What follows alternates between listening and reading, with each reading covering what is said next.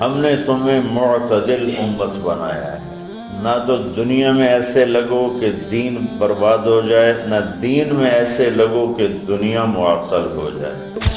ایک دنیا کی ہوس میں بہت آگے چلے گئے، ایک دنیا بیزاری میں بہت آگے چلے گئے، تو اللہ نے دونوں کو ایسے رد کر کے فرمایا وَكَذَلِكَ جَعَلْنَاكُمْ أُمَّةً وَسَطًا، تو ہم امت واسطہ ہیں۔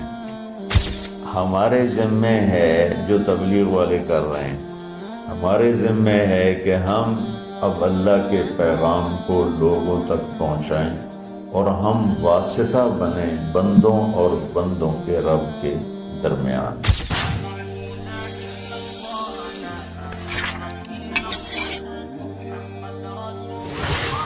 اللہ تعالیٰ فرماتے ہیں کہ ہم نے تمہیں امت معتدل بنایا، وسطا۔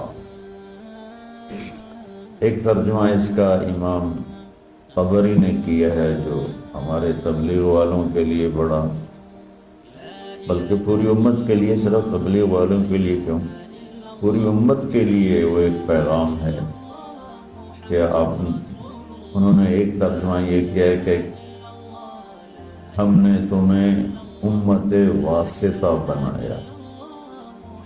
دو چیزوں کو ملانے کے لیے درمیان میں جو چیز ہوتی ہے اس کو واسطہ کہتے ہیں۔ جیسے یہ مائک میرے اور آپ کے درمیان، جو بھی آگے سن رہے ہیں، واسطہ ہے۔ یہ دو چیزوں کو ملا رہا ہے، مجھے اور آپ کو ملا رہا ہے آواز کو بلند کر کے۔ تو امام طبری نے اس کا ترجمہ، ایک ترجمہ یہ کیا ہے، یہ بھی کیا ہے امت معتدل بنایا ہے۔ یہ تو تمام مفسرین نے اس کا یہ ترجمہ کیا۔ امام طبری نے ایک ترجمہ یہ کیا ہے کہ ہم نے تمہیں امت واسطہ بنایا ہے۔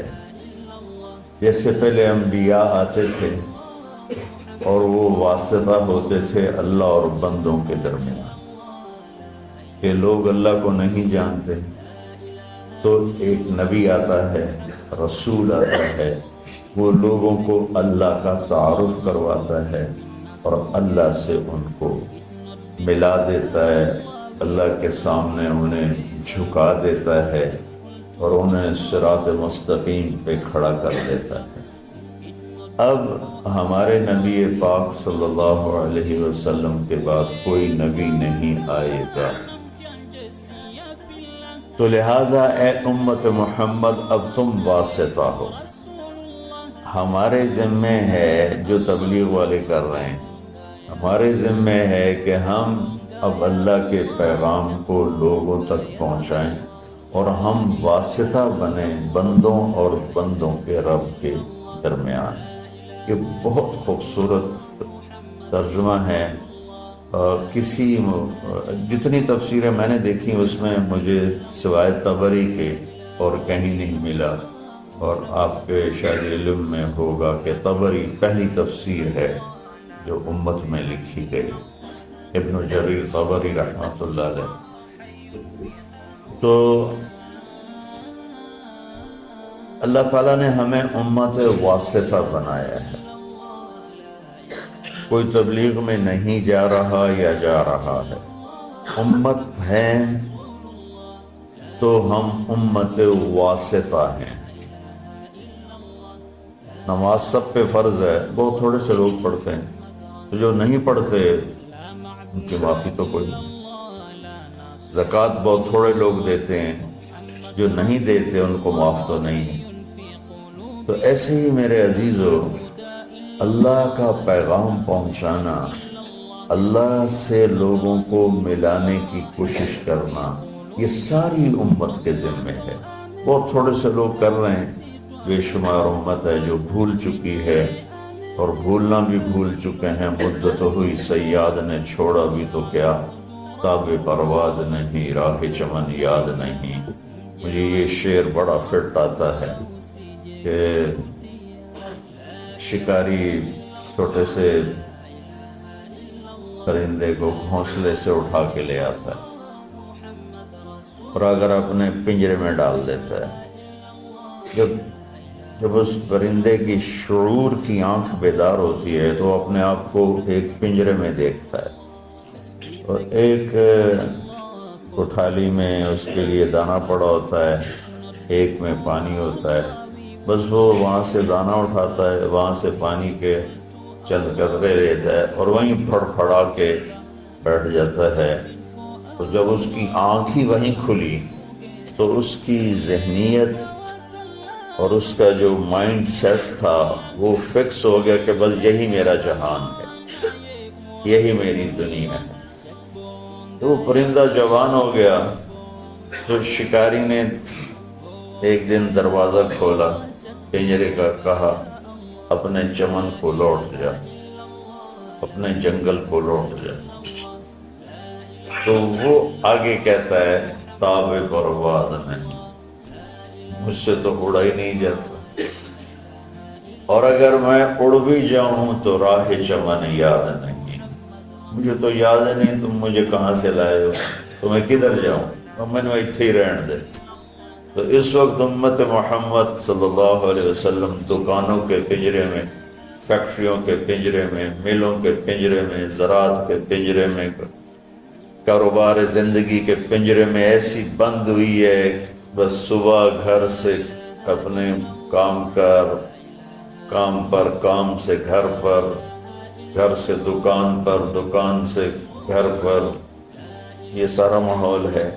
اب جب انہیں کہتے ہیں کہ بھائی تمہیں اپنے چمن کو لوٹو، تمہیں تو دنیا میں اللہ کا پیغام سنانا ہے، تو کہتے ہیں تاب پرواز نہیں، راہ چمن یاد نہیں۔ تو آج جو میں تھوڑی بات کرنا چاہتا ہوں وہ دوسرے معنی پر ہے، وَكَذَلِكَ جَعَلْنَاكُمْ أُمَّةً وَسَطًا، ہم نے تمہیں امت معتدل، درمیان والی امت بنائی۔ اچھا، یہ جو آیات کی نمبرنگ ہوئی ہے یہ بہت بعد میں ہوئی ہے، اللہ کے نبی کے دور میں یہ آیات کو نمبر نہیں لگے ہوئے تھے، اور اس طرح ایک ایک آیت الگ نہیں کی گئی تھی۔ بعد کے علماء نے اپنی محنت کوشش سے یہ آیات کا عدد تعداد مقرر کی۔ سورہ بقرہ کی 286 آیات ہیں۔ امتاً وسطا، درمیان والی امت۔ جب علماء سورہ بقرہ کی آیات بنا رہے تھے تو ان کے سامنے تو پیچھے سے چلے آ رہے ہیں، امتاً وسطا ان کے سامنے تو اس وقت آیا جب وہ یہاں پہنچے تو یہ بڑی حیرت اور قدرت خداوندی کی یہ ایک تصویر ہے کہ وَكَذَلِكَ جَعَلْنَاكُمْ أُمَّةً وَسَطًا، آیت نمبر 146 ہے، اور 146 وسط 286 ہے۔ 146 جمع 146 کتنے ہو گئے؟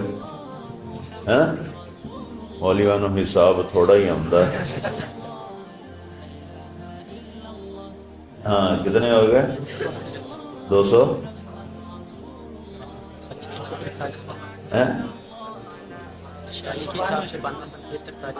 نہیں، پھر اب یہ آیت نمبر 143 ہے۔ اب میرا ذہن ہی سویا ہوا ہے، میں کیا آگے، یہ آیت نمبر 143 ہے، 146 نہیں 143 ہے۔ تو بالکل درمیان میں لفظ کے لحاظ سے، اور ادھر آیت کی تقسیم ہو رہی ہے تو کرتے کرتے کرتے جب اس آیت پر پہنچے تو جو 143 پر رہی تھی اور آیات 286 میں، تو اس کا وسط بنتا ہے، اور امتاً وسطا، درمیان والی امت کے پیچھے مفہوم کیا ہے؟ یہودی بہت زیادہ حرص و ہوس کا شکار ہوئے دنیا کے لیے، عیسائی رہبانیت میں ایسے ترک دنیا رہبانیۃ ابتدعوها ما كتبنا علیہم۔ اللہ تعالیٰ نے کہا انہوں نے خود ہی شروع کیا، میں نے تو کہا نہیں تھا۔ تو تھوڑا پیچھے چلے جائیں تو عیسائیوں میں نہانا بھی گناہ تھا، میلا کچیلا رہنا بزرگی تھی، بو آ رہی ہو، کپڑے گندے میلے، زبردستی اپنے اوپر اس قسم کے مجاہدے ڈالنا، تو ان کا رہبانیۃ ابتدعوها ما كتبنا علیہم، میں تو اسی آپ پہ شروع کی تھی، میں تو نہیں تو واقعہ۔ جب اسپین پہ قبضہ ہوا عیسائیوں کا تو سب سے پہلے جو انہوں نے کام کیا، سارے ملک میں جتنے تھے حمام غسل خانے وہ سارے گرا دیے۔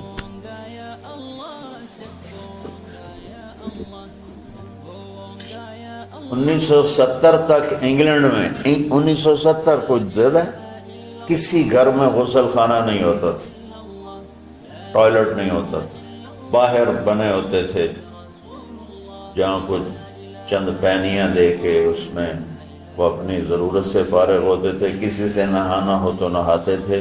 پھر جب نئی جدید تعلیم آئی تو پھر یہ ان کے اندر تبدیلی آئی، ورنہ گندے رہنا، میلے کچلے رہنا، شادی نہیں کرنی، دنیا سے بیزاری کے مختلف طریقے، اپنے آپ کو تکلیف دینا، یہ بزرگی کی شان سمجھا جاتا تھا۔ تو اسپین پہ جب قبضہ ہوا عیسائیوں کا تو سب سے پہلے انہوں نے دو کام کیے، ایک سارے غسل خانے حمام توڑ دیے اور جتنے کتب خانے تھے سارے جلا دیے۔ لاکھوں کتابوں کے ذخیرے تھے اسپین میں علماء کے، علامہ قرطبی جیسے، ابن عربی جیسے جہاں پیدا ہوئے ہوں، بقی ابن مخلد جیسے جہاں پیدا ہوئے ہوں، ان کا میں وہ قرطبہ کی جامع مسجد دیکھنے گیا تو بس میری آنکھ نہیں میرا دل رو رہا تھا، دل کے آنسو نکل رہے تھے کہ وہ مسجد جس میں 700 سال قال اللہ وقال الرسول چلتا رہا، وہاں درمیان میں گرجا بنا ہوا تھا اور بت ہی بت ہر طرف رکھے ہوئے تھے، اور ایک بہت بڑی تصویر لگی ہوئی تھی جس میں ابو عبداللہ جو آخری بادشاہ تھا غرناطہ کا، وہ فرڈینینڈ جس نے غرناطہ فتح کیا اس کو چابیاں پیش کر رہا تھا، اور اس کی بیوی ملکہ ازابیلا اور فرڈینینڈ یہ دونوں ایسے کھڑے ہیں، اور ابو عبداللہ وہ تصوراتی خاکہ تھا، وہ یوں غرناطہ شہر کی چابیاں پیش کر رہا ہے، یعنی بہت ہائی لائٹ کر کے بہت بڑی تصویر لگائی ہوئی تھی۔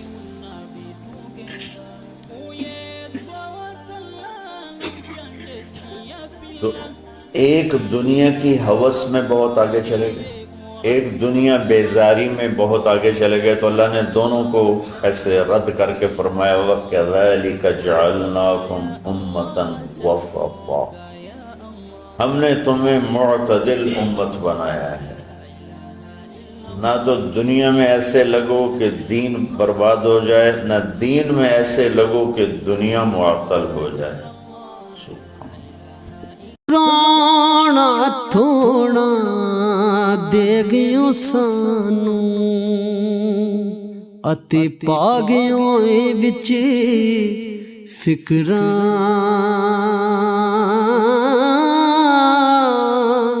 پاٹی لیر پرانی وانگوں تے ٹنگ گیو وچ ککراں۔